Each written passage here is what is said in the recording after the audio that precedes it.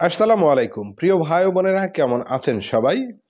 সম্প্রতি মহাকাশে কোটি কোটি ফেরেশতারা মিলে জিকির করছেন, এমনই এক খবর প্রকাশ হয়েছে এবং সেগুলো রীতিমতো নেট দুনিয়ায় ভাইরাল হয়েছে। যদি ফেরেশতারা একসাথে মিলে জিকির করেও থাকে, সেটা মানুষের পক্ষে আদেও কি শোনা সম্ভব কিনা? চলুন তাহলে কথা না বাড়িয়ে আমরা মূল ভিডিওটা দেখে নিই।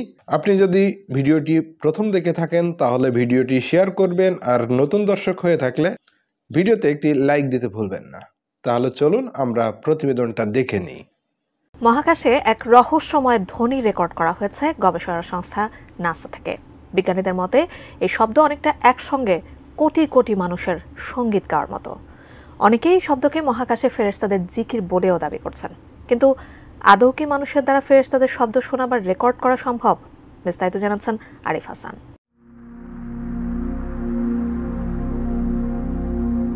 সীমাহীন বিস্তৃত এবং অসংখ্য রহস্যে ঘেরা মহাকাশ আমাদের কাছে এক অপার বিস্ময়ের উৎস। পৃথিবীর বায়ুমণ্ডলের বাইরের এই শূন্যস্থানকে আমরা মহাকাশ নামেই জানি। এতদিন বিজ্ঞানীদের ধারণা ছিল মহাকাশ সম্পূর্ণ নিঃশব্দ, তবে সম্প্রতি নাসার গবেষণায় উঠে এসেছে এক চমকপ্রদ তথ্য। নাসার এক পর্যবেক্ষণে মহাকাশ থেকে এক রহস্যময় ধ্বনি রেকর্ড করা হয়েছে, যা গবেষকদের অবাক করেছে। তাদের মতে এই ধ্বনি যেন কোটি কোটি মানুষের একসঙ্গে মন্ত্রপাঠ বা সঙ্গীত গাওয়ার মতো শোনাচ্ছে। কেউ কেউ ওই ধ্বনিকে ফেরেশতাদের জিকির বলে দাবি করছেন, কিন্তু সত্যি কি ফেরেশতাদের জিকির রেকর্ড করা সম্ভব?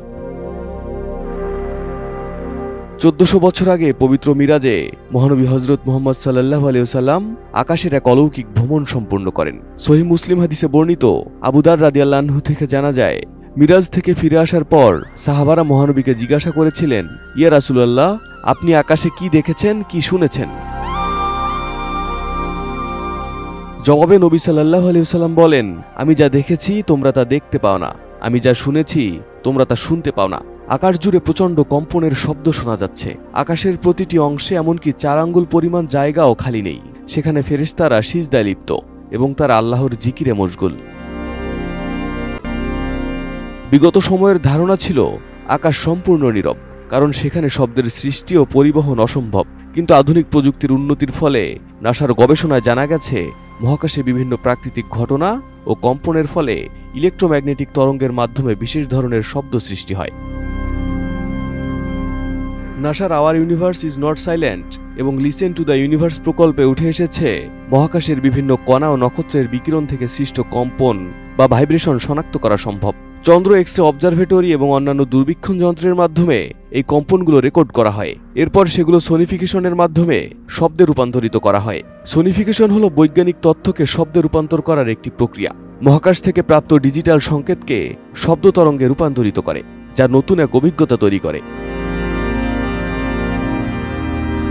নাসার এক বিজ্ঞানী জানিয়েছেন, এই ধ্বনি শুনে মনে হয়েছে যেন একত্রে বিলিয়ন বিলিয়ন মানুষ গ্রেগরিয়ান চ্যান্ট গাইছে। গ্রেগরিয়ান চ্যান্ট হলো খ্রিস্টানদের এক ধরনের ধর্মীয় সঙ্গীত, যা একসঙ্গে গাওয়া হয়। অনেকে এই তথ্য এবং মহানবী সাল্লাল্লাহু আলাইহি ওয়াসাল্লামের হাদিসের সাথে মিলিয়ে এই শব্দকে ফেরেশতাদের জিকির বলে দাবি করছেন। কিন্তু ফেরেশতাগণ নূর থেকে আল্লাহ তাআলার এক বিশেষ সৃষ্টি, যারা পবিত্র এবং আল্লাহ তাআলার নির্ধারিত কাজে নিযুক্ত এবং শুধু তার আদেশেই মেনে চলেন। দুনিয়ার কোনো যন্ত্র কিংবা কোনো মানুষ জীবদ্দশায় তাদের চিহ্নিত করতে পারে না। শুধুমাত্র আল্লাহ তাআলার কিছু নবী ও রাসূলগণ ফেরেশতা জিবরাইল আলাইহিস সালাম সহ বেশ কিছু ফেরেশতার সাক্ষাৎ ও সহযোগিতা পেয়েছিলেন। এমনকি হাদিসে বর্ণিত আছে, বদরের যুদ্ধে মুসলিমদের সাহায্যের জন্য ফেরেশতারা প্রেরিত হয়েছিলেন এবং প্রিয় নবী হযরত মুহাম্মদ সাল্লাল্লাহু আলাইহি ওয়াসাল্লাম মিরাজ থেকে ফিরে ফেরেশতাদের বর্ণনা দিয়েছিলেন। সর্বশক্তিমান মহান আল্লাহ তাআলার সৃষ্টি এই বিশাল মহাকাশের ক্ষুদ্রতম কণা পরিমাণও মানুষের অজানা, যদিও নাসা এই শব্দের বৈজ্ঞানিক ব্যাখ্যা দিয়েছে। মহাকাশে কি ঘটছে আর কোথা থেকে এই শব্দের উৎপত্তি, একমাত্র আল্লাহ পাকই ভালো জানেন। আসলে এটা আমাদের জানার বাইরে। আদৌ সেখানে ফেরেশতারা জিকির করছিল কিনা, একমাত্র মহান সৃষ্টিকর্তা আল্লাহ পাক জানেন। হতেও পারে, কারণ আমাদের প্রিয় নবী হযরত মুহাম্মদ সাল্লাল্লাহু আলাইহি ওয়াসাল্লাম যখন মিরাজে গিয়েছিলেন, তখন বিস্ময়কর কিছু ঘটনা তিনি নিজ চোখে দেখে এসেছিলেন এবং সাহাবীদের সঙ্গে তিনি গল্প করেছিলেন। এই বিষয়গুলো তাদেরকে বলেছিলেন। এখন নাসার ব্যক্তিরা মনে করছেন মিলিয়ন মিলিয়ন বিলিয়ন বিলিয়ন মানুষ সেখানে কোনো সঙ্গীত গাইছেন। যেহেতু তারা খ্রিস্টান ধর্মের মানুষ, তারা তাদের দিকটা তুলে ধরেছে। সো আমরা যখন মুসলমান, তখন আমরা ধরেই নিতে পারি যে সেখানে ফেরেশতারা জিকির করছিল। আর এই বিষয়ে আসলে আমরা মানুষ হিসাবে কোনো মন্তব্য করতে পারি না, একমাত্র মহান আল্লাহ পাক জানেন। কারণ তার ইশারায় ফেরেশতারা চলেন, তার হুকুমেই চলেন। এটা তো আর মানুষ না যে আল্লাহ নিষেধ করেছেন খারাপ কিছু করতে, কিন্তু মানুষ হয়ে আমরা সেটা করছি।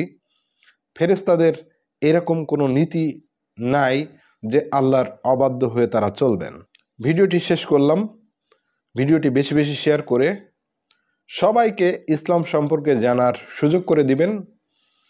নতুন হলে চ্যানেলটি সাবস্ক্রাইব করতে ভুলবেন না। ভিডিওতে একটি লাইক দিবেন। সবাই ভালো থাকবেন, সুস্থ থাকবেন।